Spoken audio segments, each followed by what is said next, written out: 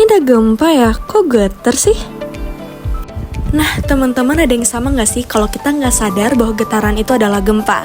Kita mungkin tidak menyadari adanya sesar gempa aktif atau gunung berapi yang tidak aktif di daerah kita dikarenakan peringatan dini terhadap bahaya geologi sulit untuk dilakukan. Terutama karena perubahan kritis dalam kondisi dinamis sesar atau gunung berapi dapat dipicu oleh berbagai macam gangguan.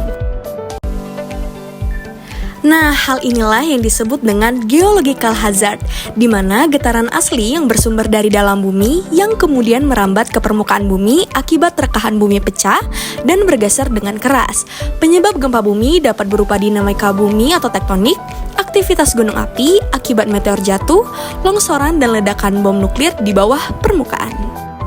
Nah, maka dari itu kita akan fokus membahas terkait gempa bumi.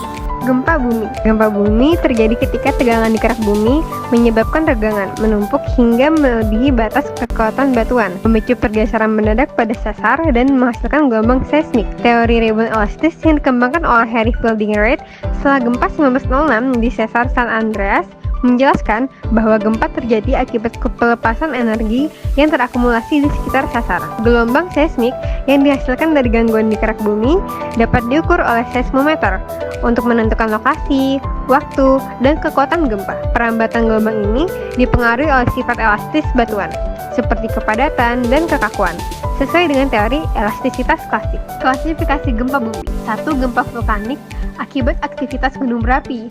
2. Gempa reruntuhan yang disebabkan oleh runtuhan batuan atau tanah. 3. Gempa tektonik yang disebabkan oleh patahan lempeng. Parameter gempa bumi. 1. Waktu terjadi gempa bumi. Waktu terjadi gempa bumi menunjukkan waktu terlepasnya akumulasi energi dari sumber gempa bumi. 2. Epicenter merupakan titik di permukaan bumi yang merupakan refleksi tegak lurus dari kedalaman sumber gempa bumi atau hipocentrum. Posisi epicentrum dibuat dalam sistem koordinat bola bumi atau sistem koordinat geografis dan dinyatakan dalam derajat lintang dan bujur. 3. Kedalaman sumber gempa bumi yang merupakan jarak yang dihitung tegak lurus dari permukaan bumi. Kedalaman gempa dibagi menjadi 3 zona, yaitu dangkal, menengah, dan dalam. 4. Ada magnitudo gempa, merupakan kekuatan gempa bumi yang menggambarkan besarnya energi yang terlepas pada saat gempa bumi terjadi dan merupakan hasil pengamatan seismograf. Gempa bumi yang berhubungan dengan gempa bumi lainnya. Gempa besar Landers tahun 1992 di California memicu peningkatan aktivitas seismik di wilayah yang jauh dari epicentrumnya. Sebuah fenomena yang kemudian ditemukan juga di lokasi lain seperti Lembah Meksiko dan Rabaul, Papua Nugini. Studi retrospektif ini mendorong analisis ilmiah lebih lanjut oleh para peneliti, termasuk Lomnitz yang pada tahun 1996 menemukan bahwa gempa besar sering memicu gempa susulan dalam radius 400 hingga 1000 km. Di sekitar epicentrum, gempa susulan disebabkan oleh perubahan medan tegangan statis.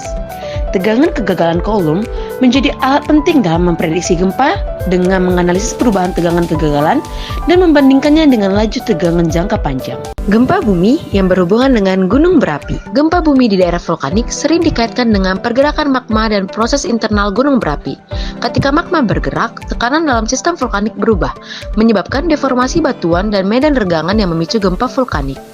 Letusan gunung berapi biasanya diiringi peningkatan aktivitas seismik dengan gempa sebagai tanda awal letusan. Setelah letusan besar, sering terjadi kumpulan gempa yang menunjukkan perubahan sistem vulkanik. Aktivitas vulkanik juga dapat memicu gempa di daerah jauh, seperti yang terlihat di Semenanjung Izu, Jepang.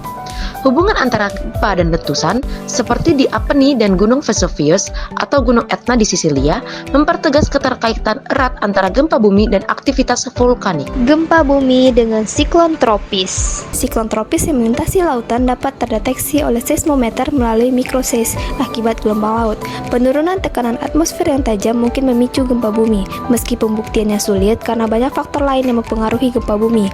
Contoh historis meliputi gempa Kanto 1923 di Jepang yang terjadi setelah tipun badai kuat di Kepulauan Virgin pada tahun 1867 diikuti gempa, dan gempa di Jamaika yang sering terkait dengan hujan lebat.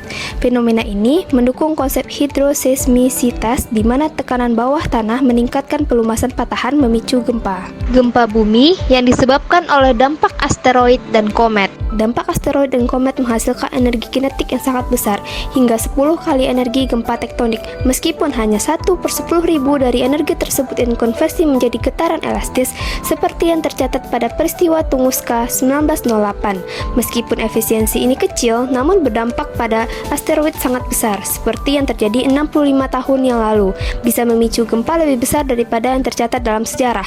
Dalam skala manusia, efek seismik meteor dapat mengalihkan perhatian seismolog dari memantau ledakan uji nuklir, karena kesamaan efek seismiknya. Secara keseluruhan, dampak meteor lebih mempengaruhi interpretasi data seismik daripada menyebabkan kerusakan fisik yang besar.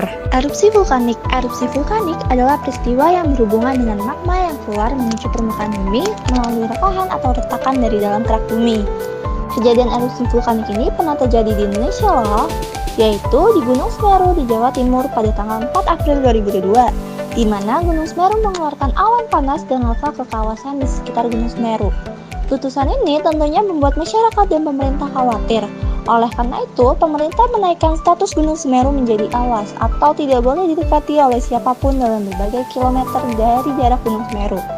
Pada saat itu, PVMBG atau Pusat Vulkanologi dan Mitigasi Bencana Geologi membuat peringatan untuk masyarakat agar tidak beraktivitas di sektor Tenggara Besuk Kobokan sejauh 13 km dari pusat erupsi dan dalam radius 5 km dari tepi sungai, karena lokasi tersebut berpotensi terkena lontaran batu akibat Gunung Semeru.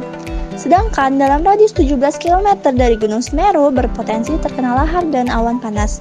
BPBD Jawa Timur mencatat bahwa mereka mengevakuasi kurang lebih 2.219 jiwa ke berbagai lokasi pengungsian yang tidak terlalu jauh dari Gunung Semeru namun tidak terdampak erupsi Gunung Semeru.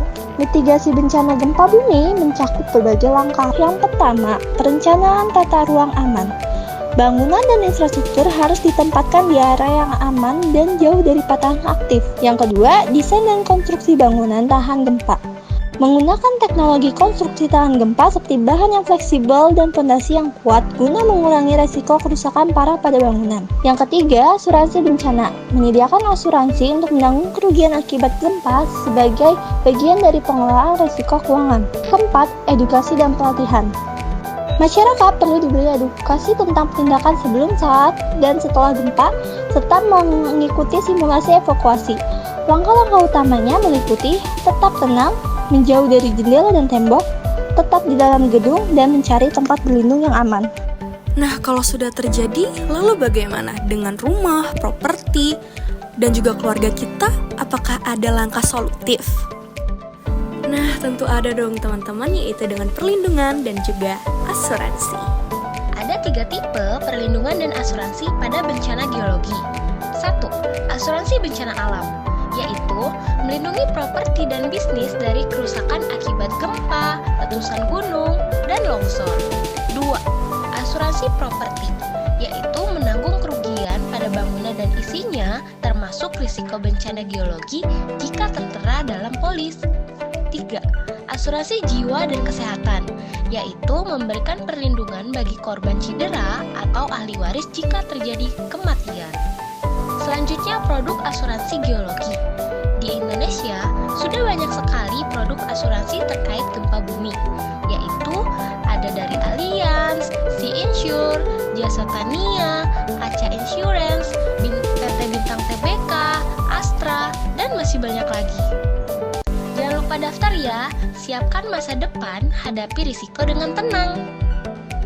Nah, mungkin segitu dulu yang bisa kami sampaikan ya teman-teman. Semoga bermanfaat untuk kita semua. Kalau begitu, kami berenam pamit undur diri. Terima kasih, sampai bertemu kembali di video lainnya.